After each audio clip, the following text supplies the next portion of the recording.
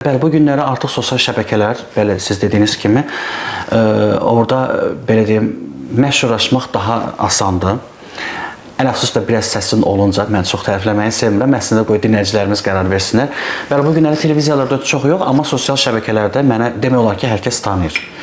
Yəni getdim hər hansı bir məsəl üçün bir məclislərdə, hər hansı bir banketlərdə artıq içəri girən kimi hər kəs, yəni mənə çox belə yenə də deyirəm, tərif anlamında deməyim. 3 ildə belə bilirsən də bu böyük bir işdir. Bəli, efirsiz, televiziyasız. Bəli, efirsiz, televiziyasız belə çox böyük bir şeydir. Mənə sənətkar deyə artıq müraciət edirlər. Düzdür, bəlkə də o sənətkar adına tam layiq deyiləm, amma hardasa görürəm ki, belə insanların ürəyində bir sevgi qazanmışam. Yəni mənim dinləyicilərim var, özümə məxsus bir kütləm var. Hər zaman da məni izləyirlər. Mən çox buradan hər kəsi salamlayıram, mənim dinləyicilərimi. Və sevirlər, nə bilim, mahnılarıma video roliklər çəkirlər. Bu da mənim üçün çox sevindirici bir haldır.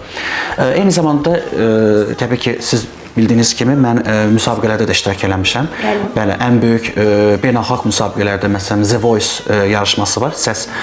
Onun Azərbaycan versiyası, Səs Azərbaycan müsabiqəsində olmuşam və bu da mənim, belə deyim, təkan oldu. Bəli, təkan oldu, status qazandım. Yəni, ən azından artıq demək olar ki, insanlar artıq bu yarışmaya görə də məni çox tanıyırlar.